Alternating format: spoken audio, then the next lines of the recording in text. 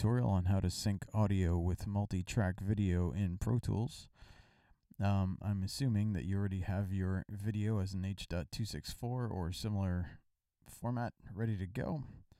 We're going to try two scenarios with this. One is going to be where we have an actual sync point between audio and video, and the other way is to try and line it up manually by waveform. And let's go. So I have my Pro Tools session open already, and you can see I have, it's not a big multi-track session, but it's enough. It's 3 tracks of audio. I'm going to go ahead and import my video file now. So Shift Option Command I will take care of that. And here's the raw video file.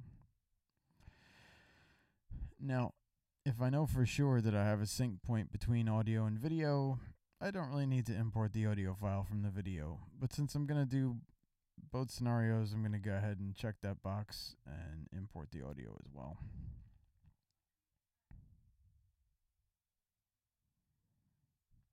And it's just asking me where I'd like to stick the audio files, which of course is usually going to be in the audio files folder of the session I am working in.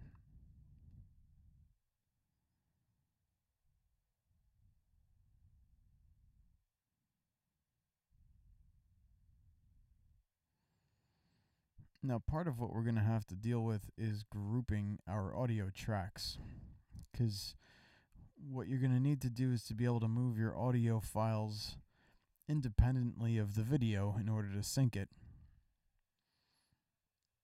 So you can't use the all group in this situation, which is normally what you'd want to do. You'd get the all group, you move all the audio tracks together, but in this case we only want the double system recorded audio to be grouped together. So I'm going to disable my all group, well, whenever this is done. And I'm going to make sure that my first step is to create a group of these 3 tracks so that I can move them as a unit against my video file here. And that's done. And you can see now that I have the audio from the video file lined up right underneath the video file itself. I'm going to close my video window just for a second, just so I can show you these next couple steps without that extra thing on the screen. So I'm selecting my audio tracks. I'm clicking and shift clicking across the 3 and Command G to group. And I only need this to be an edit group. I'm not looking to make a mix group out of it.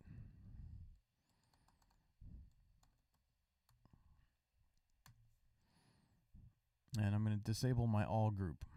And just to verify, I'm going to grab and move, and we're fine. We're going to want to be in slip mode for this.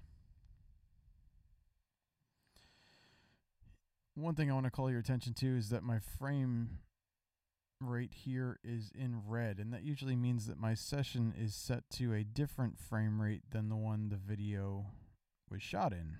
Is that a big deal? Maybe. It could affect our ability to play it back later. Sometimes it makes things a little buggy, so I'm going into my session window, which is under the setup menu, and I'm going to change my timecode rate to 23976, which is what this was shot in. And you can see now that that video frame rate is in white. That means Pro Tools is happy, and if Pro Tools is happy, that means we're happy. Now I'm going to go and find the sync point in the video first. I'm going to find the sync point in the video first. So I'm going to call it my video window, which is Command 9 on a number pad if you have one. I don't have one. This is on my laptop. And so I'm going to zoom in towards the end, and I know I did a clap afterwards, so I'm going to try and find that.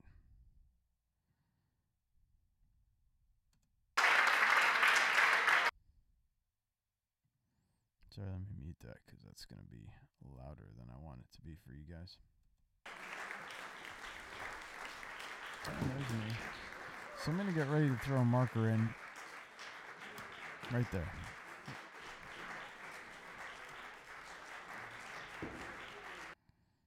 So hold on one second. So with this marker, and I didn't catch the marker number there. It's marker number 1. I'm going to now find that same clap point in my audio. So you can see there's one big, it was near the cello mic where I clapped, so you can see there's one big transient there, so it's not hard to find. I'm going to turn on tab to transient, and then I'm going to hit the tab key, and that takes me right onto it. I'm going to hit A. My keyboard shortcuts are enabled here, so A will trim everything right to the cursor. The start time will get trimmed to insertion point. And now I select what's left by double-clicking with my selector tool. I hit X to cut. I go over to my number pad, dot one dot, which takes me to marker number 1, which is where I'd hit the video sync point, and V to paste. I'm going to call up my video window again.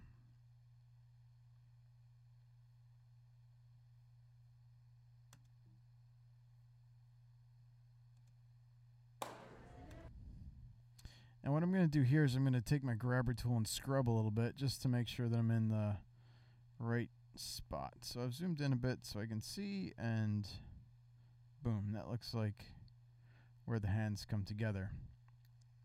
I'm going to trim out just a little bit and check my sync against the actual program audio itself. So I'm going to hit play here, and let me just adjust my Pro Tools volume for you guys so it's not too much louder than my voice here.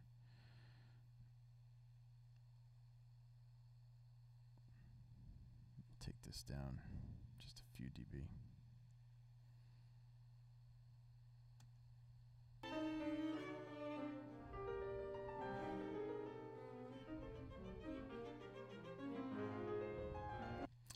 It looks pretty good. I'm going to do a shift spacebar to do half speed playback and see if that...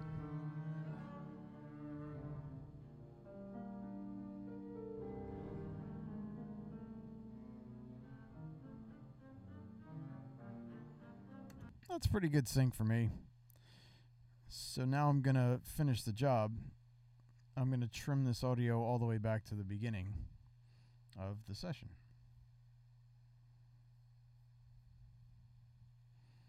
And so there we go. And I can double check. Sometimes there's a little bit of drift on a long session like this, so I can make sure that the beginning's in sync too. So that looks pretty good. So that's easy. If you have a sync point, no problem. But then you might ask, well, what if I don't have a sync point? On a session like this, it gets a little more difficult because you have to find something in the audio and video that's going to line up. But we did have that extra step where I imported the audio from the video file. So it might be a little bit easier to search the waveform here. Now, it's unfortunately this isn't a video editor. There's no auto analyze where it's just going to line up the waveforms for me. But I can find a sharp transient in here somewhere that can line up with the audio there as well.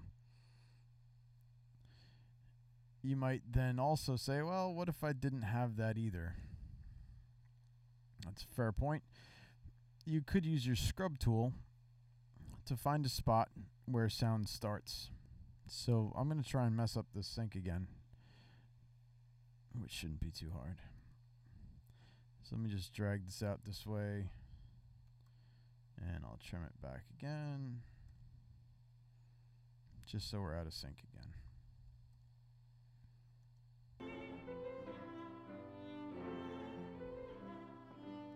And that's pretty obviously out of sync.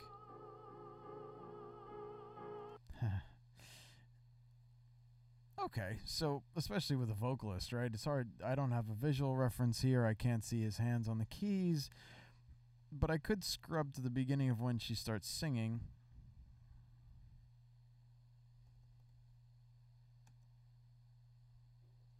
So thank you for having us.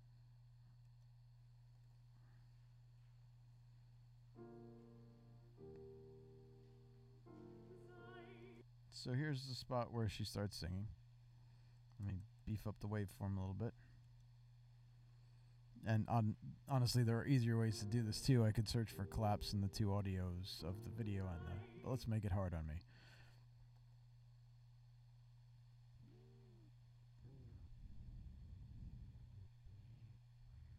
Right, there's the Z. You hear it? So I'm going to trim that right there. And let's see if we can't find that Z in the video.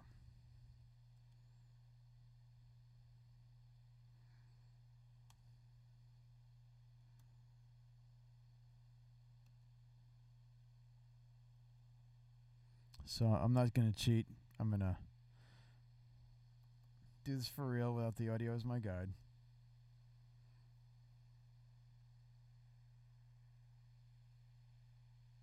There it is. You see it? So I'm going to use N. N is going to leave my cursor where I found it. And I'm also going to try and throw a marker in on the fly. Let's see which one I do better.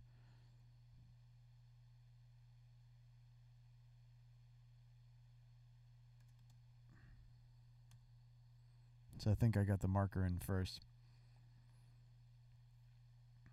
And now same thing. I'm going to cut this. That's probably going to be marker 2. Dot to dot to navigate to that marker. Paste. And now I'm going to scrub it in. And this might take a little bit of trial and error, but it's totally possible. Unfortunately, I'm working on a tiny screen here, but if I really needed to, I could even zoom in with max zoom feature to try and get a better.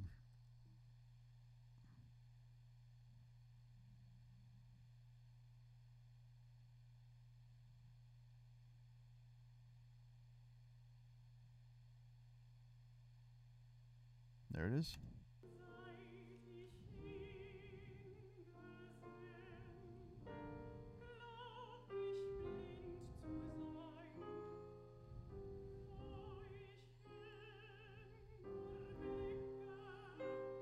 That might be like a quarter of a frame off, but it's pretty close if I want to take more time to really dial it in and make sure that I got it exactly right. This is pretty close though, and so that's not cheating, that's just using visual frame. Obviously, if you had a better consonant to work off of, if you found a T or a K or something that's sharper, that you have a slightly more exact reference point, but this is the other way you do it. You find a consonant or some other reference point in the video. So if you were mixing a jazz band or a rock band, you could look for a snare drum hit, freeze it there, and then scrub to find that same snare drum hit, and then use that to line up your multi-track. So hopefully that's helpful if you're ever trying to import and sync up video and multi-track audio in Pro Tools. Have